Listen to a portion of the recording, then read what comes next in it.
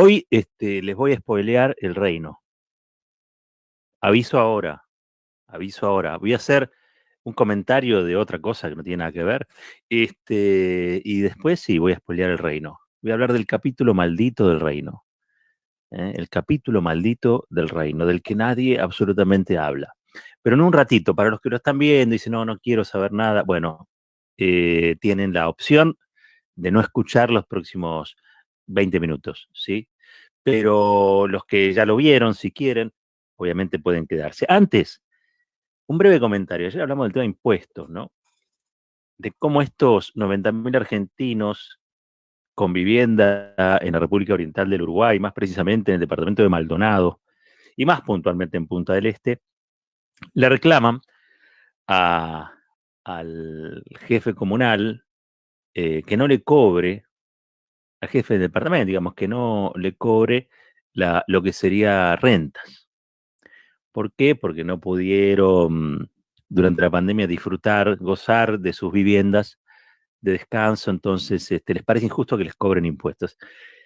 Es, es un capítulo de la comedia argentina esa, ¿no? Pero anoche, en lo que fue un espectáculo guionado, casi un espectáculo teatral entre Alfredo Leuco y Mauricio Macri, Macri en un momento dijo, no puede ser que en la Argentina para ganar plata haya que evadir impuestos. No puede ser que en la Argentina, para ganar plata, haya que evadir impuestos. Claro, a confesión de partes, diría uno, lo quería traer, lo quería citar, esto que dijo Macri, porque de alguna manera era el cierre de el editorial de ayer, ¿no? Lo reconoce quien ha entronizado esa cultura, nada más y nada menos que en el Palacio de Gobierno, en la Casa de Gobierno. Un evasor, alguien que estuvo eh, acusado por contrabandista. Aparecen los Panama Papers, donde realmente surgen sociedades con las que se lava el dinero, de actividades ilícitas. No pagar impuestos es una actividad ilícita.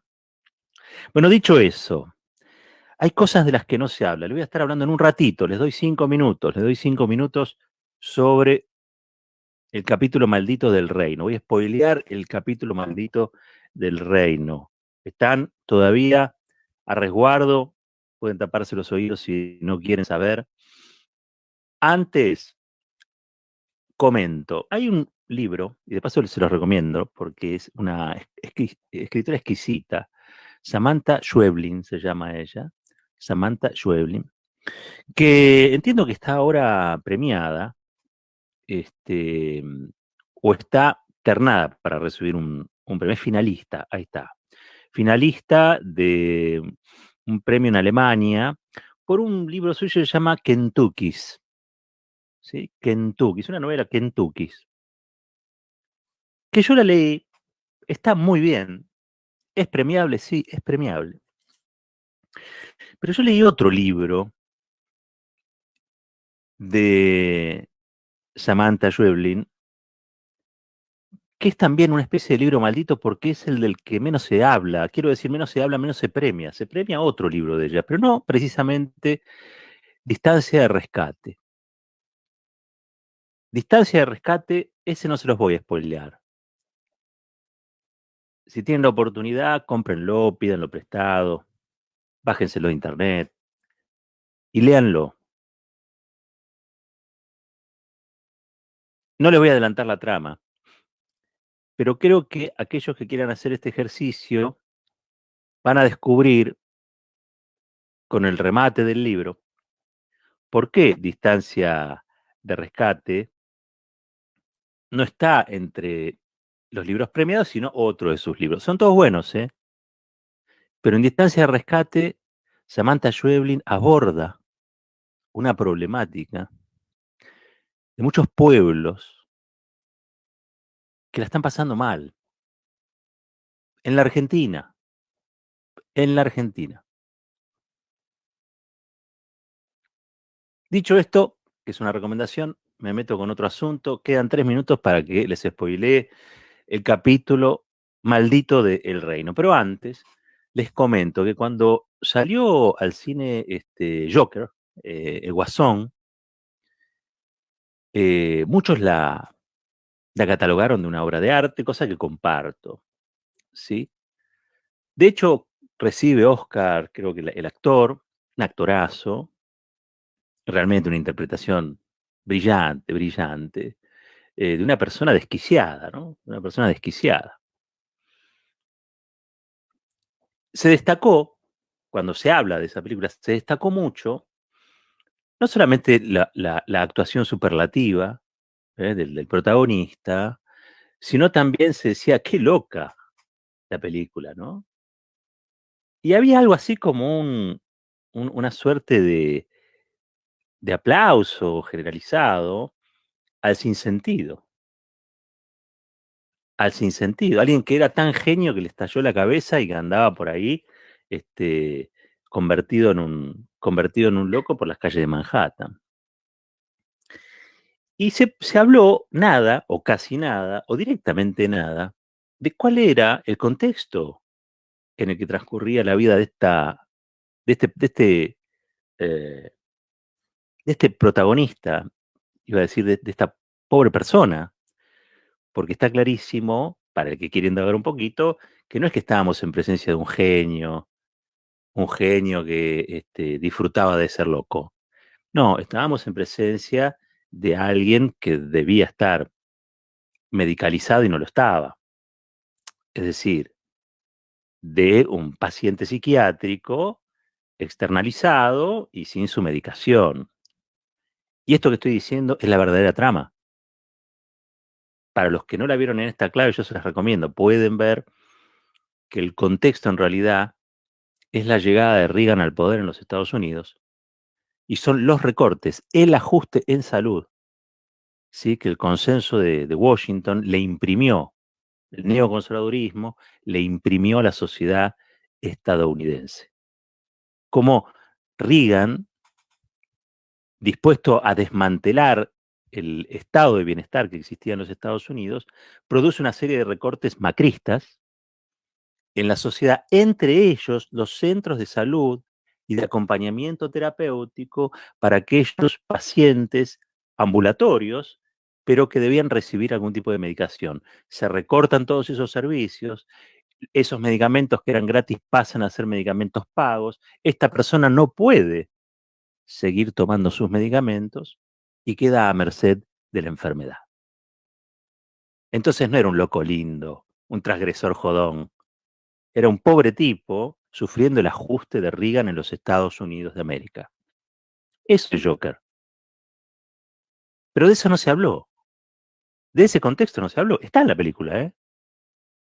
Lo que se destacaba desde la comunicación sistémica, podemos decir, era que era un actorazo. Aparte, el actorazo era muy pintón y que parecía un loco y un loco que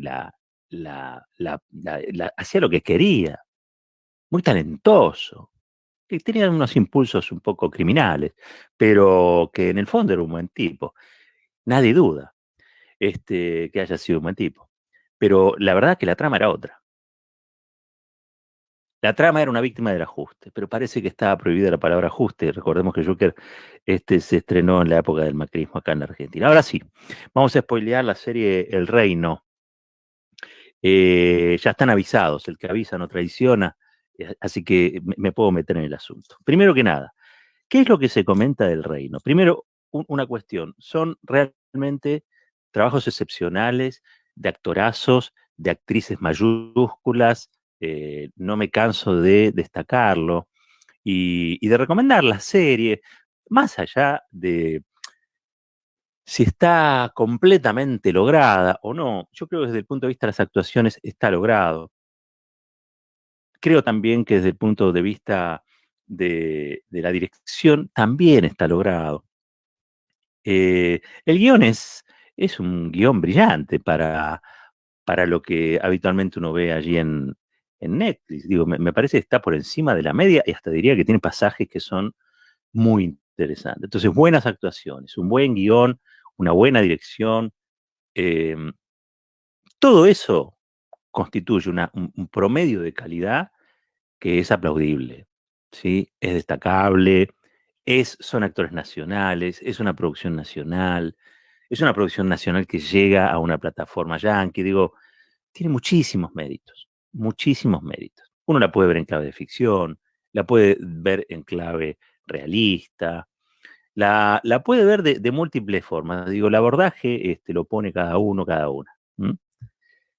Dicho esto, dicho esto, mucho se habló porque se toma al protagonista y a su compañera, su esposa en este caso, que son un matrimonio que conduce una iglesia que parece ser una iglesia evangelista.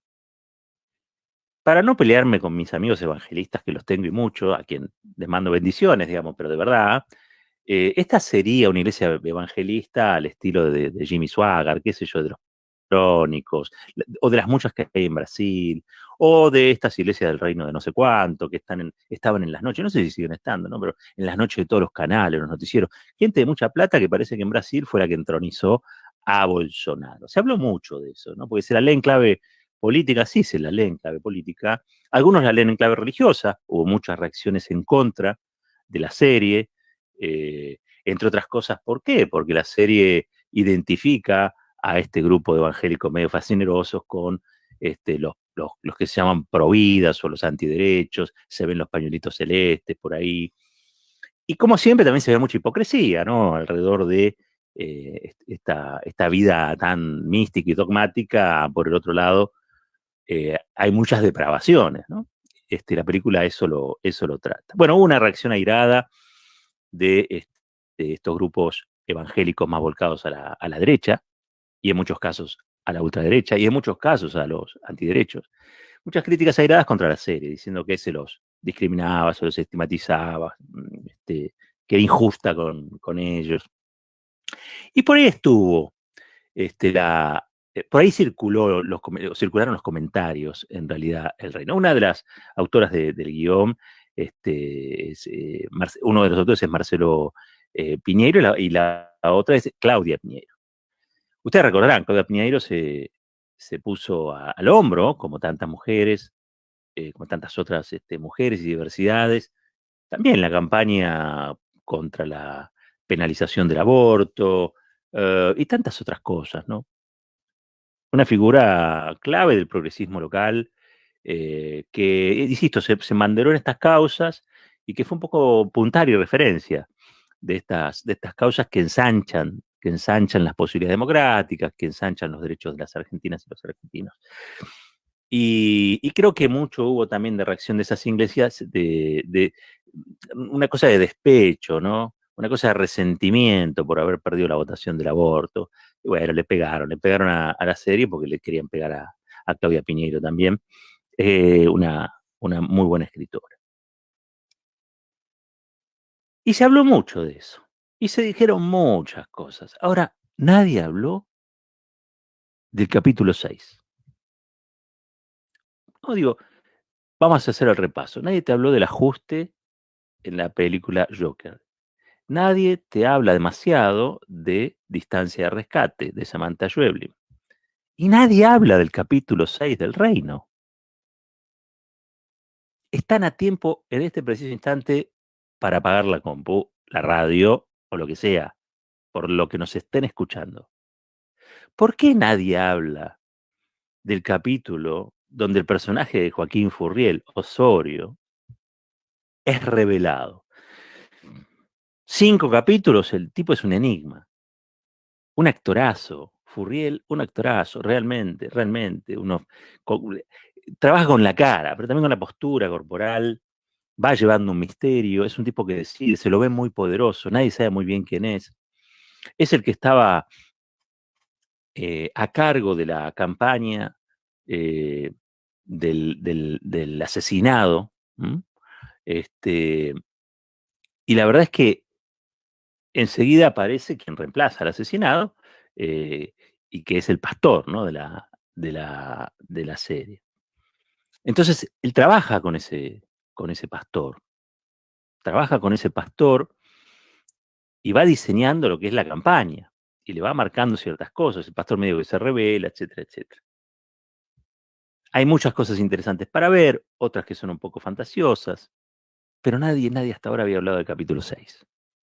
En el capítulo 6 lo que se da a entender es que Osorio es un agente de la CIA y que es quien tenía a cargo la función de crear un presidente. Un presidente que defienda la propiedad privada, el libre mercado, los valores occidentales y cristianos. Es decir, un presidente, una mezcla, vamos a decirlo así, de Trump, Bolsonaro y Macri. Y él lo crea. Y ante las rebeldías de este pastor, que finalmente es quien queda como titular de la campaña, como futuro presidente, donde ya prácticamente Osorio está logrando estas cosas, bueno, le muestra su pasado. Él sabe cosas, y en el capítulo 6 se revelan, vieron que no estoy diciendo tan malo, en el capítulo 6 se revelan, él sabe cosas, cosas que son muy graves, pero cosas que si él acepta formar un gabinete donde más de la mitad de los nombres son impuestos por ese poder en la sombra que ejercen los servicios de inteligencia, no van a ser revelados. Es un capítulo divino, porque aparte da un giro espectacular a la historia, que ya venía siendo un tanto fantasiosa, pero bueno, este es un capítulo divino. ¿Por qué?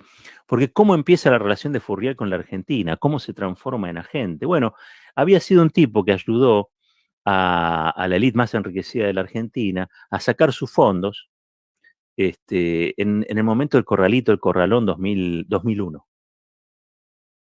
Él ayuda a los bancos americanos, estadounidenses, mil perdones, estadounidenses, ayuda a gente que podría estar nucleada en la AmCham, vamos a decirlo así, a sacar la plata antes de quedar acorralada. ¿Mm? Con eso va ascendiendo dentro de la estructura y le van dando cada vez misiones más arriesgadas dentro de un país que es un país medio estrambótico. No se sabe bien si es Argentina, aunque todo indica que es Argentina, porque aparece allí alusiones al peronismo, el obelisco, hay cosas que son innegablemente de sello puramente argentino. En este capítulo 6, lo que queda expuesto es una trama interesantísima, de cómo se puede construir un presidente, de cuál es el papel que tienen esos servicios de inteligencia, cuáles son los objetivos que se traza de esa inteligencia, cuáles son los valores que defienden y cuáles son los blancos subobjetivos a ser derrotados. ¿M? Y que impere una manera amigable para los Estados Unidos, digamos, impere un gobierno amigable para los Estados Unidos. Le preguntaron a Piñero, el autor, si esto tenía que ver con Bolsonaro, y bueno, dice, sí, hay un poco de todo. Destacan que esto es ficción. Es que la verdad, hay verdades que solamente se pueden contar como ficción. Hay verdades que solamente se pueden contar como ficción. Tengo 2 minutitos más. Yo conocí a un tipo como Osorio. Hay muchos así. Uno tiene, obviamente, confianza en los procesos políticos, sociales, en los cambios culturales de largo plazo, y relativiza un poco la influencia de estos agentes, de estos personajes, que están siempre en todas las fotos, siempre están cerca del poder. A este Osorio en la serie, insisto, y en este capítulo maldito van a ver cómo se lo revela, el capítulo 6, aparece manejando al procurador. Nosotros tenemos un procurador, ¿no? Casal, un interino eterno, ¿no? Sí, lo puso Macri por decreto, no tiene que estar ahí. Va el 4 de julio a la embajada a festejar el Día de la Independencia de los Estados Unidos. Sí. Osorio, en la serie, maneja al procurador. El procurador maneja a los fiscales, la fiscal Nancy Duplá. Impresionante. Una buena persona, luchando contra cosas que no ve. Un personaje clásico, esa heroína que encarna casi siempre, esa heroína barrial, ¿no? Que encarna Nancy Duplá. Pero les decía, yo conocí personajes así, conocí como personajes como Osorio. Existen esos personajes, claro que existen. Y en la Argentina, si ustedes se fijan los 2 últimos años del gobierno de Cristina Kirchner y las peleas que había por 16.000 millones de dólares, creo que eran, por cobrar los buitres.